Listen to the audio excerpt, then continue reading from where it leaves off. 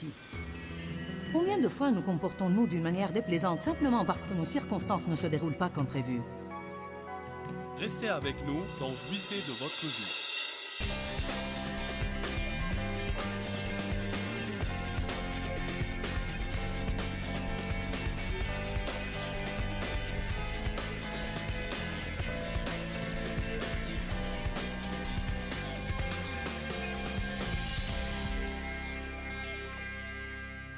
« 2 Timothée 2. Ce matin, je veux parler des fondations de la paix. J'ai commencé en fait une série intitulée « Avez-vous une fissure dans vos fondations ?» Et cette série parle de l'importance des choses fondamentales et dit qu'il y a certaines choses que nous devons redresser dans notre vie avant de pouvoir bâtir cette grande maison. La maison de la victoire, de la prospérité, de la guérison, la maison du ministère, appelez-la comme vous voulez. Tout doit avoir des fondations solides. Votre mariage, votre maison, même votre cabane à outils a besoin de bonnes fondations. Vous comprenez aujourd'hui qu'une chose sans fondation sera branlante, faible et instable. La Bible dit de bâtir votre maison sur le roc, non sur le sable, sinon chaque tempête qui vient la fera tomber. Les gens ne s'intéressent pas aux fondations. Tout le monde veut voir la maison. Et les chrétiens aussi. Ils ne veulent pas prendre le temps de laisser Dieu bâtir de solides fondations dans leur vie. Ils veulent tout de suite faire une grande chose, avoir une grande chose. Vous n'allez pas avoir une puissance dans votre vie si vous ne restez pas dans la paix. Je vous le dis, s'il y a une chose que Satan essaye de nous voler et de façon régulière, c'est notre paix. Ayez une révélation ce matin. Le diable œuvre sans arrêt dans la vie de tout le monde pour essayer de leur voler leur paix, car il sait que s'il n'y a pas de paix, il n'y a pas de force. S'il n'y a pas de paix, il n'y a pas de force. Dans Jacques, la Bible dit que vous devez être en paix avec Dieu, en paix avec vous-même et en paix avec vos semblables. Si vous avez été déçu par Dieu, il n'a pas exaucé votre demande, vous avez perdu un enfant et vous êtes confus, la dernière chose que vous devez faire, c'est vous fâcher contre Dieu. Dieu est votre seul espoir. Et bien qu'il y ait des choses qui arrivent et que nous ne comprenons pas, je ne comprends pas l'abus sexuel. Je ne comprenais vraiment pas pourquoi, quand j'étais victime d'abus sexuels étant enfant, et que je priais Dieu de m'aider à sortir de cette situation, ceci n'a jamais été exaucé de la sorte. J'en ai été aigri pour longtemps, mais j'ai finalement décidé d'arrêter d'essayer de comprendre et d'aller de l'avant et de laisser Dieu s'occuper de mon malheureux désastre et en faire un message. Amen. Il y a des choses que vous n'allez jamais comprendre.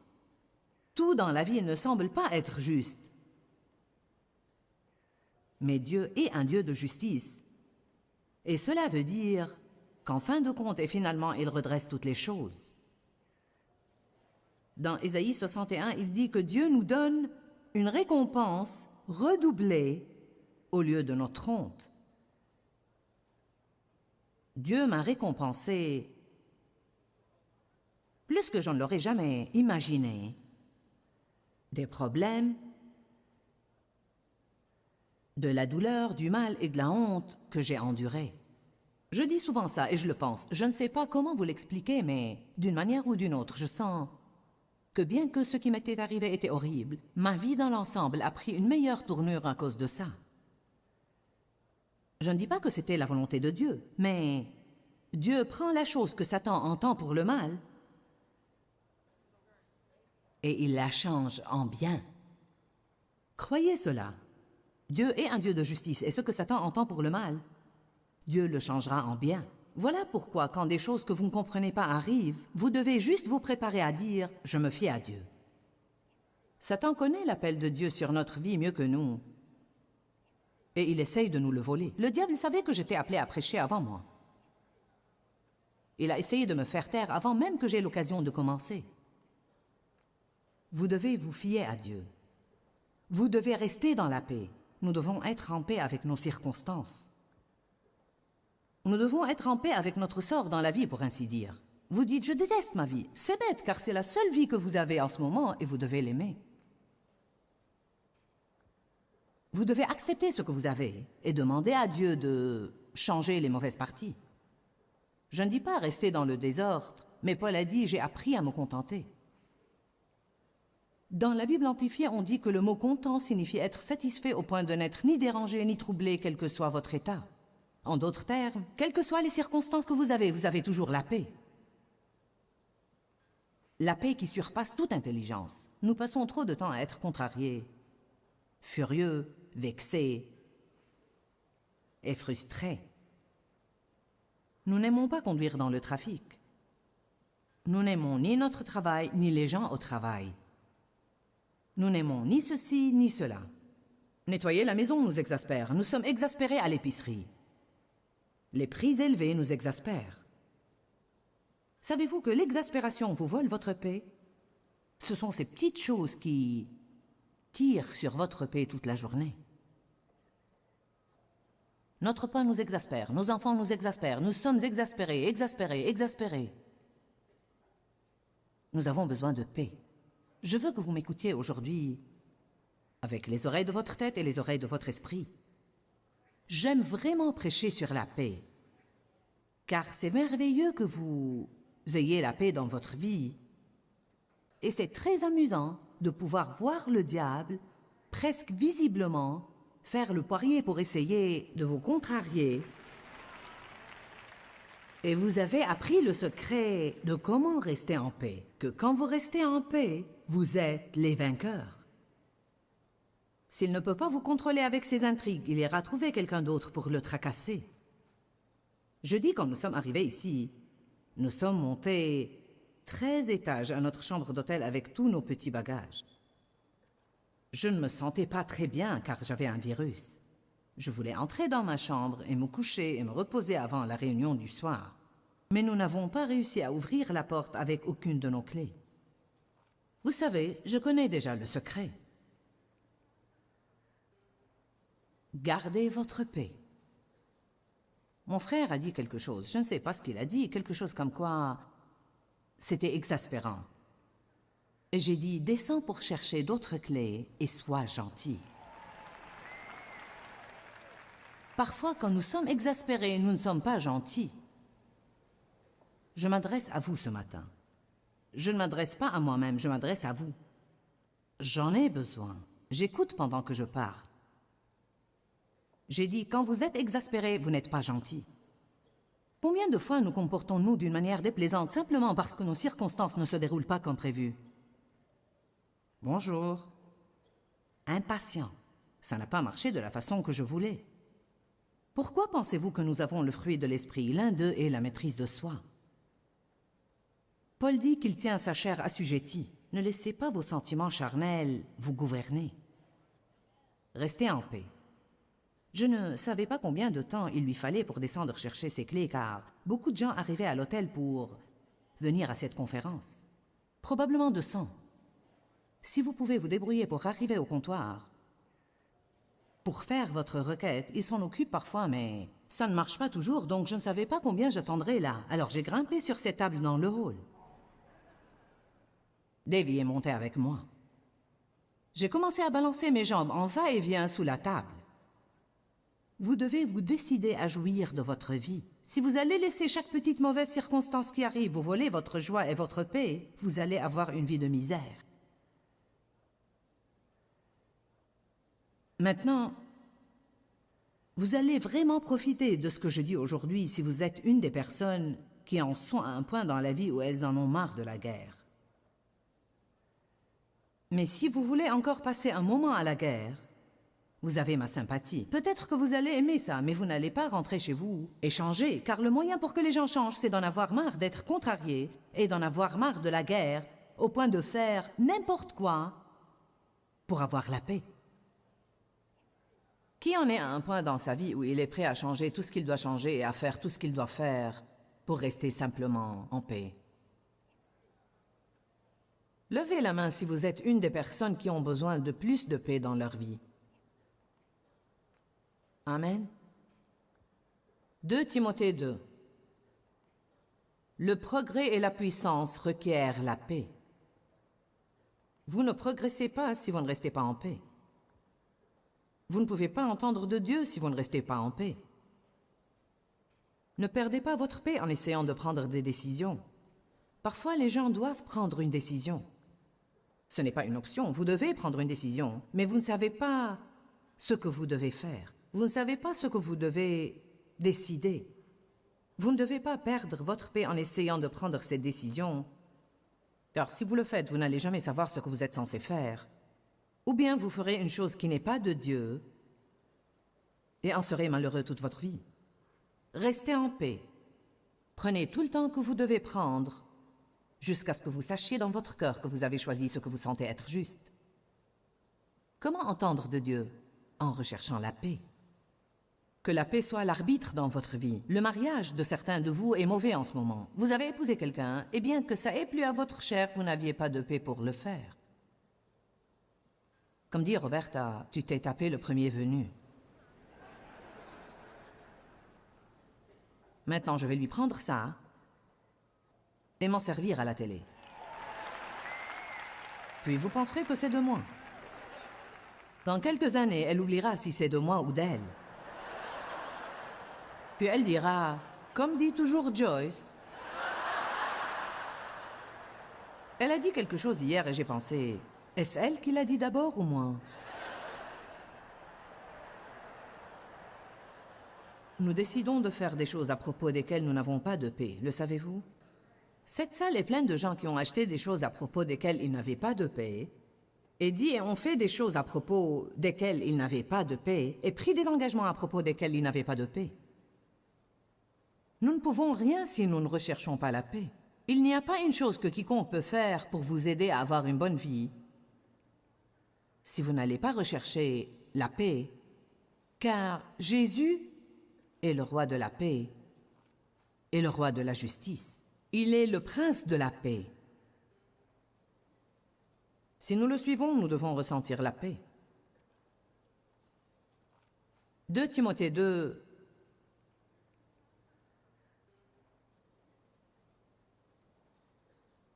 verset 23. Refusez, fermez votre esprit contre. N'ayez rien à voir avec les discussions insignifiantes, mal informées et stupides sur des questions d'ignorants, sachant qu'elles font naître des conflits et engendrent des querelles. Combien de vous ont perdu un jour leur paix dans une conversation stupide? Savez-vous quelle est la solution? Taisez-vous. C'est ça, je ne peux vous dire rien d'autre. Je n'ai pas une baguette magique pour empêcher les gens d'être stupides. Mais quand il est évident que cette conversation devient stupide, ou quand vous parlez et vous ne savez même pas de quoi vous parlez, les bavards aiment juste bavarder. Peu importe s'ils n'en savent rien, ils veulent juste parler. Ceux qui manquent d'assurance, bien des fois, quand ils n'ont pas la réponse à quelque chose, ils vont continuer à parler pour porter les autres à penser qu'ils savent, alors qu'il est évident qu'ils ne savent rien. Je sais maintenant quand quelqu'un fait ça et je voudrais juste lui dire « Tais-toi ». Ce n'est qu'un ronronnement. Personne ne dit rien. Quand allons-nous apprendre ce qu'a dit Jacques? Que votre oui soit oui et que votre non soit non. Ce qu'on y ajoute vient du malin. Nous devons apprendre à donner des réponses franches et simples. Je déteste quand je pose une question et que j'obtiens 10 minutes de quelque chose d'autre et je ne prends jamais de réponse à ma question.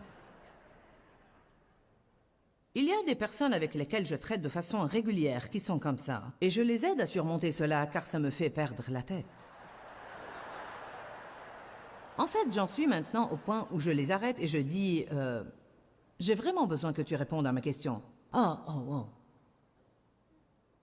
Attention les bavards. La Bible l'appelle causer.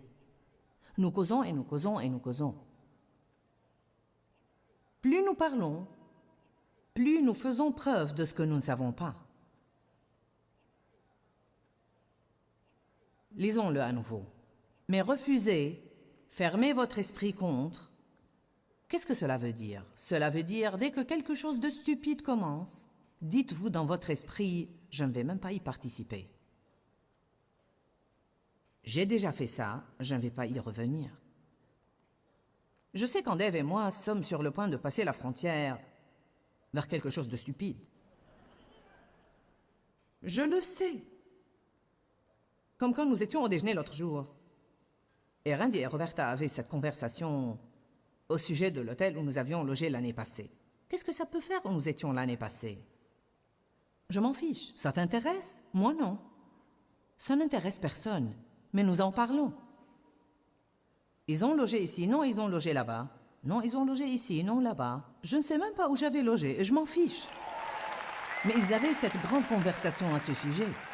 J'ai tapoté le bras de Roberta et j'ai dit « Les hommes ont toujours raison, laisse tomber. » Les hommes veulent avoir raison à propos de ces trucs. J'ai appris que ça n'a aucune importance. Laisse-les avoir raison. Autrefois, je me disputais avec Dave sur le chemin à prendre pour nous déplacer. Tu prends le mauvais chemin, c'est pas vrai, si c'est vrai, c'est pas vrai, si. Tu prends le mauvais chemin, ça rallonge le parcours. C'est pas vrai, c'est pas vrai. Un jour, le Saint-Esprit m'a dit, Joyce, laisse l'homme prendre le chemin qu'il veut prendre. N'en fais pas toute une histoire. Je ne vais peut-être pas pouvoir vous épargner toutes les brouilles là en 1 heure, mais je vous le dis, je peux vous faire avancer sur la bonne voie si vous voulez bien m'écouter.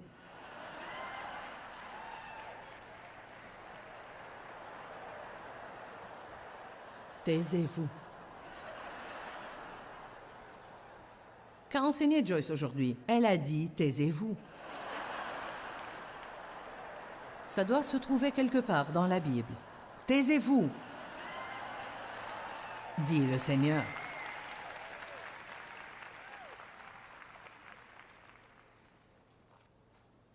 La Bible dit « les gros désastres sont déclenchés par ce petit membre du corps nommé la langue. »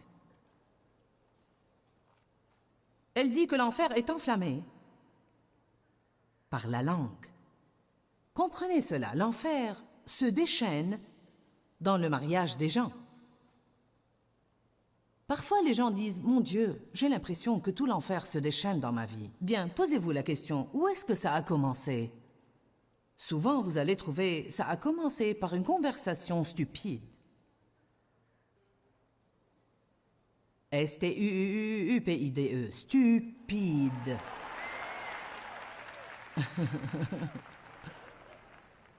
Vous dites, je ne pense pas qu'un prédicateur devrait utiliser le mot stupide. Vous feriez mieux de parler au Saint-Esprit car il dit, fermez votre esprit contre, n'ayez rien à faire avec les discussions insignifiantes. Insignifiant veut dire quelque chose qui n'est pas important. Mal informée, peu édifiante et stupide sur des questions d'ignorants. Car savez-vous ce qu'elles font? Elles provoquent les gens et entraînent les conflits et les gens commencent alors à se quereller. Un serviteur du Seigneur ne doit pas se quereller, lutter, affronter. Au contraire, il doit être affable envers tous, d'un caractère doux, préservant le lien de la paix.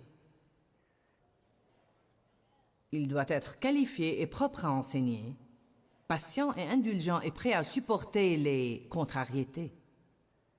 Comme je l'ai déjà dit, chaque fois qu'on dit dans la Bible que vous devez enseigner, ça ne veut pas dire que vous devez devenir prédicateur. Nous enseignons avec notre vie. J'aime ce qu'un de nos dirigeants a dit l'autre jour. Ce que nous permettons est ce que nous enseignons. Ce que je permets aux gens de faire dans notre bureau, je sous-entends par cette permission que c'est ce que je veux. Voilà pourquoi si vous n'affrontez pas les choses que vous n'aimez pas, comment vont-ils savoir que vous ne les aimez pas? Nous ne sommes pas télépathes. Job 22, verset 21 dit « Fais sa connaissance et sois en paix, ainsi ton bonheur te sera rendu. » Dites, quand je garde ma paix, le bien vient à moi. Quand je perds ma paix, les mauvaises choses viennent à moi. Dites-le à nouveau. Quand je garde ma paix, le bien vient à moi. Quand je perds ma paix, les mauvaises choses viennent à moi. Quand vous perdez votre paix, vous aurez un mal de tête, un mal d'estomac, une crise de nerfs, une mauvaise attitude, un torticolis. Piquez une bonne crise et voyez ce qu'elle va vous coûter. Beaucoup. Il faut en réalité beaucoup d'énergie pour se mettre en colère. Le temps de finir d'être en colère une demi-journée, ensuite endurer les horreurs émotionnelles d'essayer de surmonter cela et de pardonner à quelqu'un, vous êtes comme... Mon Dieu! Je crois qu'une des raisons pour lesquelles les gens sont fatigués tout le temps, c'est qu'ils sont de mauvaise humeur. Il y a des personnes qui sont dans cette salle qui avaient crié à Dieu, « Dieu, je suis fatigué tout le temps. Qu'est-ce qui ne va pas en moi? » Allez voir, combien de fois par semaine vous vous mettez en colère?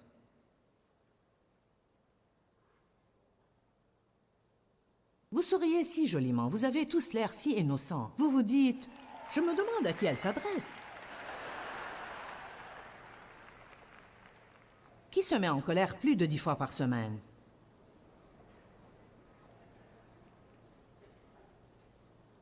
C'est presque tout le monde et le reste sont des menteurs. Non, non, non, non, je retire ce que j'ai dit.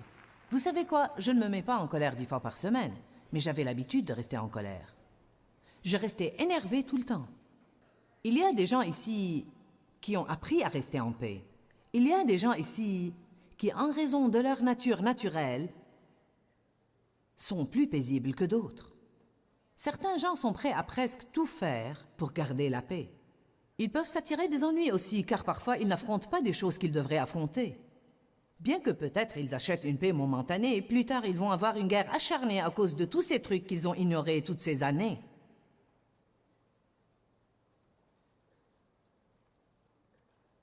Nous devons savoir affronter quand il le faut et pourtant rester en paix.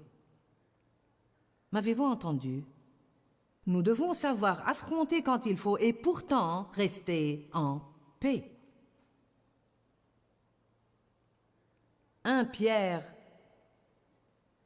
chapitre 3. La paix est une chose fondamentale. Vous n'avez pas à essayer de bâtir un grand ministère avant d'avoir la paix dans votre vie. Versets 10 et 11.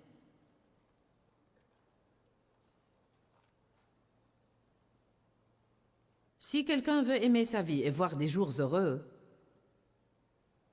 heureux que ce soit apparent ou pas, qu'il préserve sa langue du mal et ses lèvres des paroles trompeuses. Donc il dit que la première chose que vous devez faire si vous voulez avoir la paix et jouir de la vie, c'est de faire attention à votre bouche et de faire attention à vos paroles. Faites attention à ce que vous dites. Qu'il se détourne du mal et le fuit, et qu'il fasse le bien. Qu'il recherche la paix, harmonie, tranquillité des craintes, des passions troublantes et des conflits moraux, et la poursuive ardemment. Ne vous limitez pas à désirer des relations paisibles avec Dieu, avec vos semblables et avec vous-même, mais poursuivez-les et recherchez-les. J'attendais toujours que la paix tombe sur moi. Dieu, je veux la paix, je veux la paix. Mais vous savez quoi? Je ne faisais rien d'agressif pour l'avoir. La paix est une des fondations de notre vie que nous devons veiller à garder très, très, très solide. Dans 1 Pierre 3,11, la Bible dit « Ne vous limitez pas à désirer des relations paisibles avec Dieu, avec vos semblables et avec vous-même, mais poursuivez-les et recherchez-les. » La Bible dit de rechercher la paix et de la poursuivre avec Dieu, avec vous-même et avec les autres.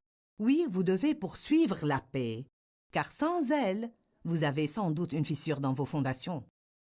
Nous voulons vraiment vous encourager à faire fortifier tous ces domaines dans votre vie pour empêcher Satan de continuer à se jouer de vous, en vous mettant en colère à propos de toutes sortes de choses qui vraiment n'ont aucune importance. Vous savez, quand vous changez pour le mieux, les gens autour de vous changent aussi pour le mieux.